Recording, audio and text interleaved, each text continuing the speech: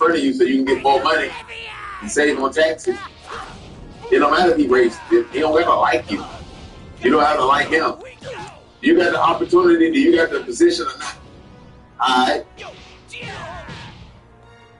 It's the entertainment business. So your job is to build relationships and entertain. You don't have to like Live Nation. You're going to tour, you're going to get in business with them and get paid $100K per show for the next 3 months, going all around the world. Just get the money, do your part, they do their part, get the money, and you move on. All the extra shit, he ain't got to stop. So, come on, man. Y'all didn't put y'all feelings in this shit too much. You're not going to make money off every little thing. You just came in the game. You ain't did no legendary shit on YouTube. The big motherfucker just got to pay you. You ain't did nothing Charles White ain't done. You ain't. You ain't did nothing that nobody else that went viral and done. Did you got the most views, 20 verse 1? No. Did you got the most views or the top 5 most views? Anything you ever done on the internet, as far as like YouTube or IG? No. Did you got the best story for sale? No. So why you feel like you can't, why you too good for an interview and this man got millions of followers because you let other people get in your ear and hey man, I wouldn't do that. I ain't waste my time. Bro, all you had to do was go do the Glad TV interview in New York. After you do that, you post that shit on your page. While you in New York, you want to stay a couple days because he only gave you a 1-day flight. You want to stay a couple days, you can book some other shit and get paid for that. Hey man, I can do the Glad TV. You got to at least give me 3K, 4K. Come on, man. Like, but you going to ghost somebody, make the man pay and all that stuff. Like you hurt him. That's like me ghosting Joe Rogan. He give me a first class ticket. He paid for me a 5-star room. Say he spent $3,500, but I ghosted him. Alright, all you gotta do is just talk about me ghosting him. He gonna make the $3,500 back, innocent tax right off. I done burned the bridge. You never know who you know. Black can hear that, be like, oh, he did that to you? I know he'll do that to me. I ain't gonna flip. Jam Capone, I ain't gonna flip. Apple flip too, I ain't gonna flip. Say cheese, I ain't gonna flip. I ain't got time for that. If he'll do him like that, I ain't. You know what I'm saying? People pick sides. Or sometimes, say if I'm a rapper and you go with this rapper, I can be like, oh, he did that to him, or I ain't gonna flip him. I respect him so much. If he didn't do that to him, I ain't got time. And then I hear what Adam 22 said, yeah, I can be texting him, and then we be going back and forth, and then he'll ghost. Or I'll do this, and everything be going good, then he'll just stop texting us.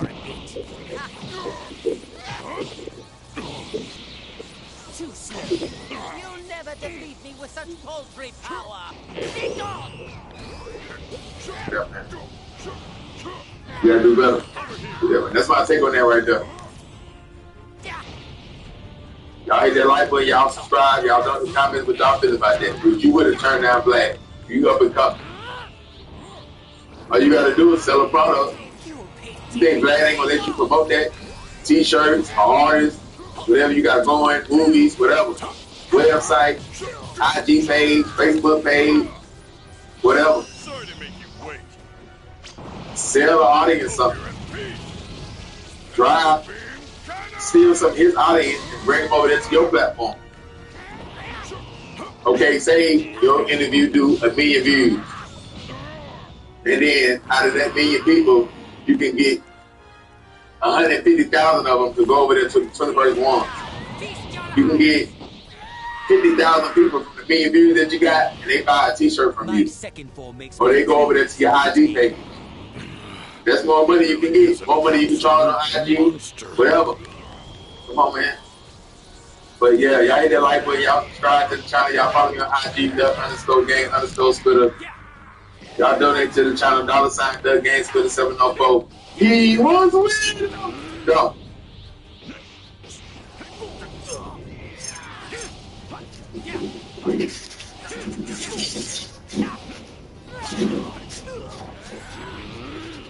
You're gonna pay for this!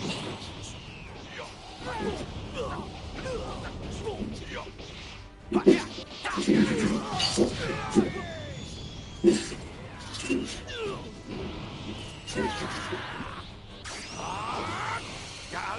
gun! Tread lightly.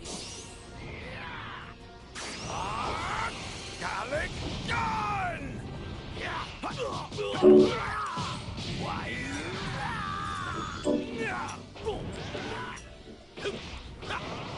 Saiyans are a true warrior race! Don't underestimate us!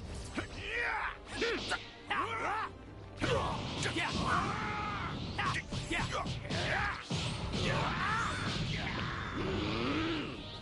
me show you! Jason, anything you want us to hit, or you go back over, or do you want us to close it out? No, I don't have anything. I guess the only question I have is who decided to go with the boy band look first? Was it you or was it Dirk? Don't underestimate us! No, but the Backstreet Boys look, no NSYNC look.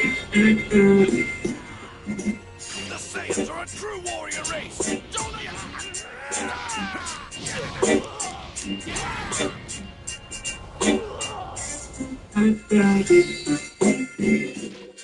Welcome back to Mind the Game.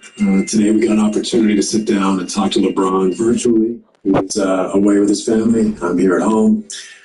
Some of our subsequent conversations this summer will be virtually, so bear with us if there's any technical issues that we iron out along the way, but hopefully we'll be in person some, but also definitely virtual as we are today. We got a great opportunity to sit with LeBron and talk to him about the series he just played versus the Minnesota Timberwolves, what he experienced, what he faced, what he thinks of the T-Wolves. I thought they were very impressive throughout the series. We've seen a team here mature. They made a big trade last summer. Cat going to New York, and DiVincenzo, Julius Randle going to the T-Wolves, and I think they've done an amazing job this year finding an identity with those new pieces. Not easy to do, so big shout out to their coaching staff and players for how they've been able to kind of matriculate through the season, find this identity, and be an incredible team when it counts the most. And we'll also talk a little bit about Anthony Edwards and the leap he's made recently from primarily a scorer to a playmaker. The Lakers did a lot of things in this series to try to slow him down, to try to take away his impact, to keep him off their rim. And he showed, I think, some incredible growth and maturity, moving the ball, making simple passes, playing with different paces, changing gears, growth and maturity that, I think we love to see in all of our young stars in this league. So, great conversation with LeBron today, looking back on the series with the T-Wolves. Hope you guys enjoy. This is getting exciting already! Mind the game. Yes, sir. We're back again, baby. Back at it. Hey, first of all, condolences. Obviously, sad to see you guys go out of the playoffs. Yeah, man. Before we dig into that, though, I think it's probably appropriate that we send a major congrats shout out to Coach Pop.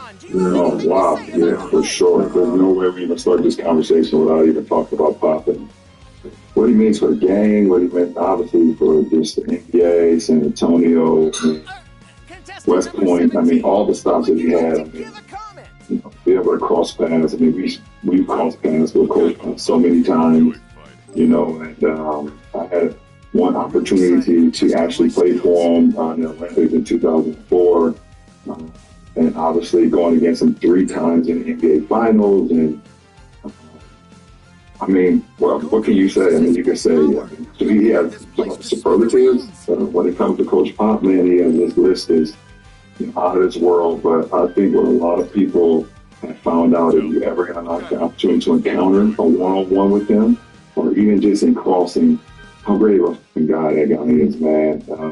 And it makes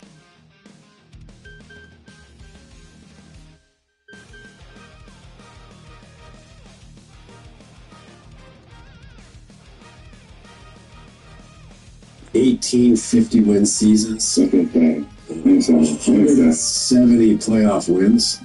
70, right? Over 2 NBA seasons in wins in the playoffs. What about playing for him? Coach had you at Team USA. Tell me a little bit about that experience. Yeah, it's just admiration. Like for me, I was an 18-year-old kid, and I got an opportunity to see it, when they won the championship. in '99. And then when they won it again, I believe in 2003 maybe. So I already had admiration, for Pop and his San Antonio teams. And, I was on the team. I was a young guy alongside, Carmelo Anthony. We were young guys. Dwayne Wade, we were super young. And to be a part of, that team, obviously we didn't succeed like we wanted to succeed, but to be on a team with like Allen Iverson and Tim Duncan, and Coach Pop, Larry Brown, like that was just like another welcome to to what greatness is all about, to see where Coach Pop has left this game, as far as him patrolling the sidelines for as long as he did.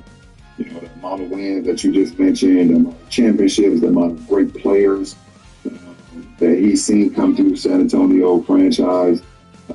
It's just been a complete honor, man. For me to have like a real personal relationship with him, that every time I see him, it's like, just so much respect, and so much honor. So, definitely will be missed. Definitely will be missed. But obviously, we know most important. His health is most important, but we cannot shy away from the fact that what he was able to accomplish on the sidelines. Yeah, I mean, just greatness, organizational greatness, his role as a coach, but also as a GM or president, or all the different roles he's taken on there. Yeah. The type of program, organization they built, a big part of that DNA is him and his personality, his standards, not just what he demands from players on the court, but also the type of people he tries to recruit or develop or influence. And you look at that family tree over there, how many coaches around the league. Steve Kerr obviously played for him. Ime played, coached with him. It goes on and on, dozens of them. But I think your point about him being a great man, and look, he's still with us, and hopefully he'll have an impact going forward. His health can continue to improve. But we just want to take this time to talk about his success and who he is. One little story that I always loved is we played them in the playoffs. Can't remember, conference finals, semifinals, and me and Tony Parker bumped heads.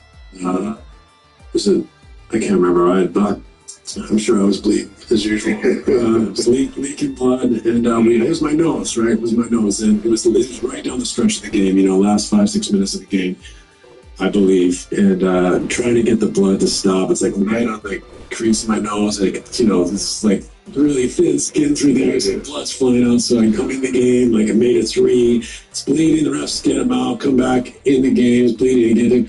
Bob was over there just let him play. Right. Just let him play, and so they were obviously not going to let me play until you get better stuff. But I believed him that he wanted me to play. He's like, I want to beat them with their full strength. We're here to win against them with their best punch. And so I always admired the type of human being he is, the way he stood up for what he believes in. Human rights. For sure. For people that are underserved or underadvantaged. And so I agree with you. I think you make a great point. It's not just the accolades as a coach and an organizational leader. It's the type of human being, the way he did it. I think he did such a service to our community, but also to our league, as an example for how we want to, behave. We're all different. We're all going to have different ways of doing things, but he set a hell of an example for what success looks like and the way you approach it. Yeah, and you always hear this term culture, in our league. Does they have a good culture? Does this franchise have a great culture? I think, when you look at it, if you can think of one franchise that the culture has always been, the stability of that culture, or this is how the culture is going to be ran, you automatically think about the San Antonio Spurs. One common, denominator has been Pop. If you look at all the players that come through there, Pop became head coach from, Benny Del Negro to, Avery Johnson to, David Robinson to, obviously Tim Duncan, then Magnus, then Tony, then all these guys, all the way down to, DeMar DeRozan. all these guys, Wimby, you know, all these guys were, you know, but the one common denominator is always been pop, you know. And you think about culture and what everybody's, you know, trying to build now. You hear Heat culture, you hear, you know, all these other franchises building a culture. And, you know, I think it started, man, in, you know, like you said, the early, you know, 1990s, you know, when Pop took over. And it's been, it's 2025, man. Right. It's 2025. I think, you know, people try to, you know, in all sports, you used to hear about the New England Patriots, you know, with Belichick. But I think it started with Pop as well, you know, having that influence, just being able, this is how things are going to be ran. No single person is bigger than this culture we're trying to build here. And I think that has a lot to do with success. Obviously, we've seen. Yeah, well, coming from the both of us, you know, we hope we see and hear a lot more from Coach Pop. Congrats on an incredible career, but hopefully his influence will continue to take an impact on our league and our communities for a long time. Absolutely. Shout out Coach Pop, man. Miss you, bro. Yes, sir. We both know this is cool. And skip. With Robinhood Legend, you can quickly build custom layouts and get real-time data updated at sub-second intervals. Click below to learn more about Robinhood Legend.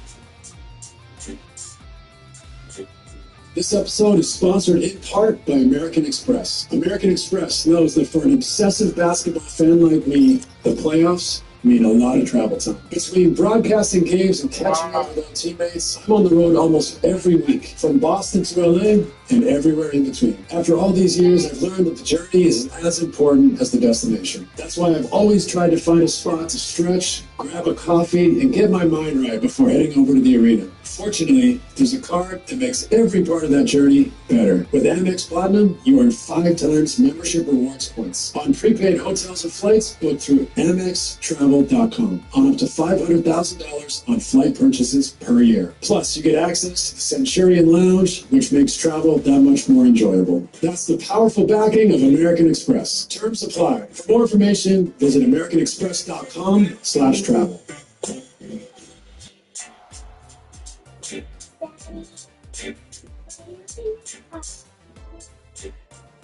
How's the knee? Oh man, this is my first, my 22-year career. This is my first knee injury. Right. You know, I've had, you know, regular tendonitis and patella and all this stuff, but it's the first time I've ever had a sustained knee injury where I had to okay, you got to get off your feet. You got to kind of be shelved for a minute. And you know, I knew as soon as when the impact happened with me and DiVincenzo, you know, I felt it right away. My knee locked up, and that's why I stayed on the ground for quite a minute to see, you know, if the knee will kind of release a little bit. You know, but I knew right then and there was the pain that I hadn't felt before. And I think, obviously, when I was running back to close out and he collided to me, you know, my knee bent inward, and that's the MCL injury that I had. So, you know, 4 to 6 weeks, the docs told me I have 4 or 6 weeks now. That's the benefit. That's the benefit of not, you know, going on the postseason. Obviously, I wish I was still going, but you know, unfortunately, even if we would have won game, you know, at 5 at home, you know, I would probably been 6 and 7, you know, and even further. But you know, I have some time though. I have some time to get it right, and you know, I get back to full strength as far as my needs. It was a pain that that next morning, man. After I had told the doc, I was like, listen, you know, it's sore right now, yes, and you know, this is Wednesday night after the game, and I said, you know, if I wake up Thursday morning and it doesn't feel any better, then, you know, Friday morning, let's get an MRI Friday morning. Well, when I woke up Thursday morning and tried to get out of bed, I was like, holy shit. And I called Doc right away and I said, I can't wait till Friday. I need to go today. So I mean, that really was it for your season. Yeah. I mean, pretty much, yeah. Unfortunately, but well, at least it's, you know, it's containable it's non-surgical, 4 to 6 weeks. Get yourself right in this wheelhouse of trying to get some time off. And in that respect, like, what is your mindset right now? Like, it's always weird. Like when I played, you add a new variable to it, getting healthy now. Right. So you have a forced variable. Right. But like when I was in your shoes, you lose a series, like you'd have these different kind of thoughts. One, sometimes you'd be, devastated. Other times you'd be over analytical. Other times you just want space. My bandwidth is done. I need to get away. Like, where are you right now with the way this kind of season? I was a big season for you guys, right? Like a big trade, trying to ram this team together as quickly as possible. It's a hell of a run getting into the playoffs. Styles make fights, and it's a tough matchup for you guys. But where's your mindset before we talk about the series? Like you just said, Steve, I think it's you unravel all of those emotions, and I've unraveled all of them in the sense of like, give me space, going back, analytically seeing if there was ways what could I have done better, what we could have done better, thinking about the individual matchups, thinking about their team versus our team, thinking what we could have did better, and it all has entered my mind since Wednesday night when it was over with. So I had a few days of kind of just, each day has been something different. Obviously I've come to grips with it now. With it being quite a few days after the fact and watching a lot of the series now and seeing how they unfold. But yeah, you said it, man. I've had all those emotions, to the point where it's like, shit, we have the season well, but like you said, when it comes to the postseason, man, matchup sometimes it doesn't determine how well the regular season you had. It's the matchups, and we ran into a damn good matchup, a team that's been battle tested, a team that's hungry, a team that a lot of youth, but also experience at the same time, and another team that's trying to make the next step, and they're the opponent, that's for sure.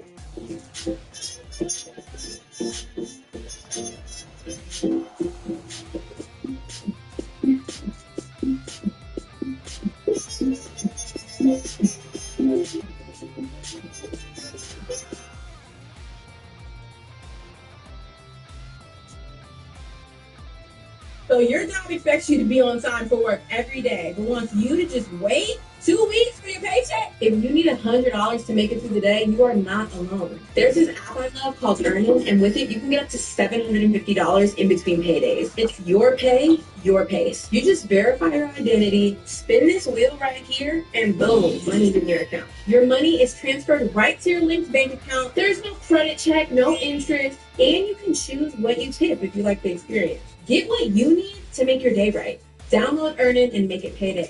Trust me, your future self will thank you, especially when the snacks run out.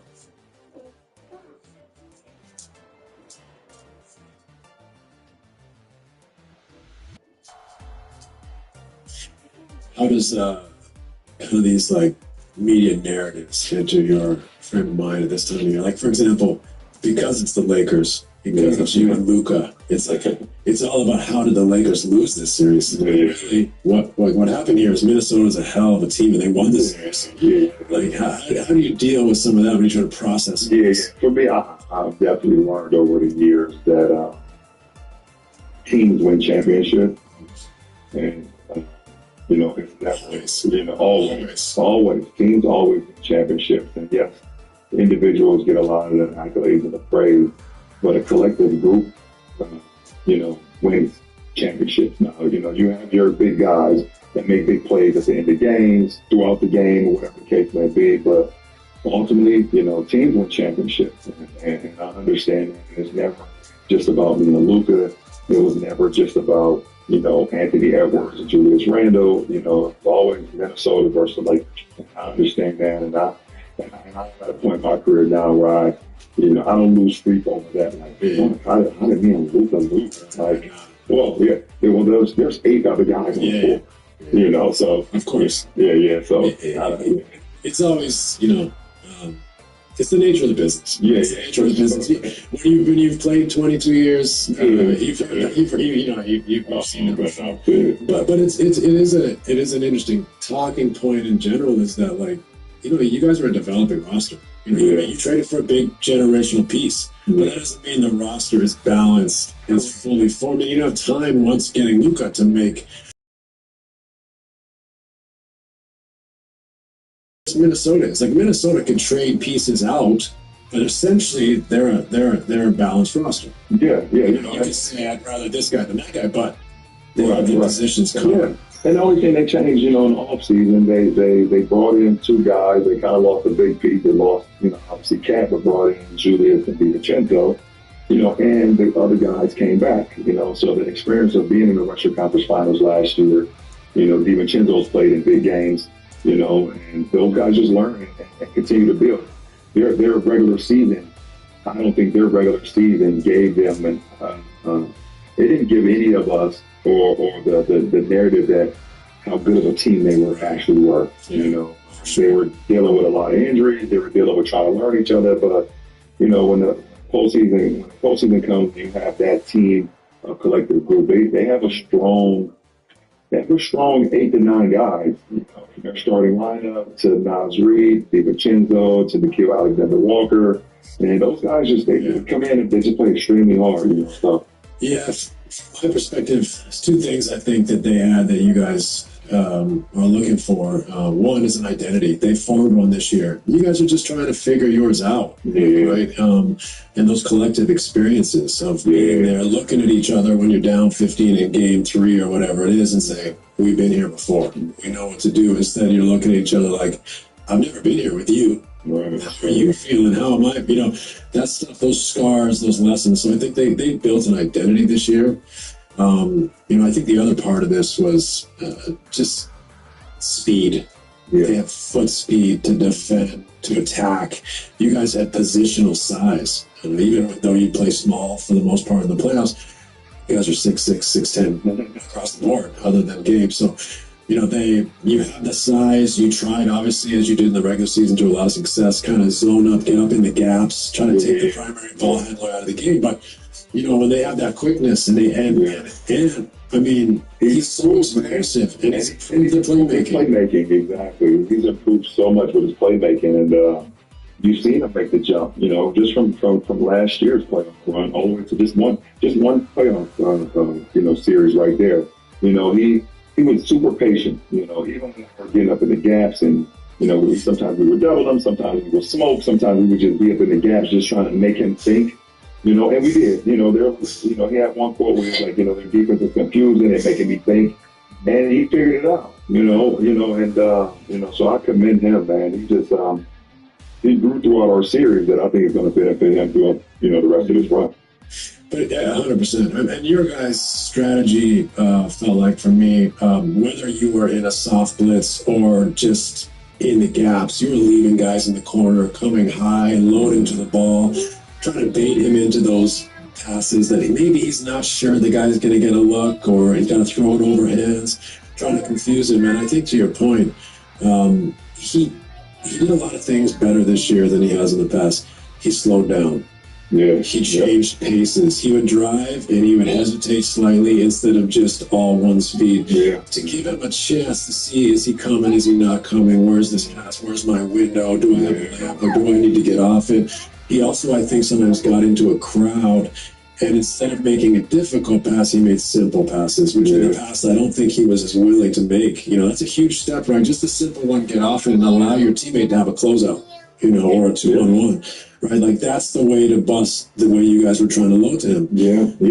Tricky because the foot speed piece. So for me, I'd love to hear how you guys approached it. But even when you tried to double him a little bit, the guys were reluctant to run out and double him because he's so explosive. So he had the time to look around and pick his spot. Yeah, and that's why we kind of changed pitches. We want to try to change pitches on him as much as possible because we want, you don't never give one player, no great players, one steady diet of the same thing, but even when you try to double him, his ability to race double teams, to split double teams, to get creative, he's still strong too. So it's not like he's a frail guy where you can double him and be super aggressive with him and get him on. Yeah. He's learned over time, but he's strong.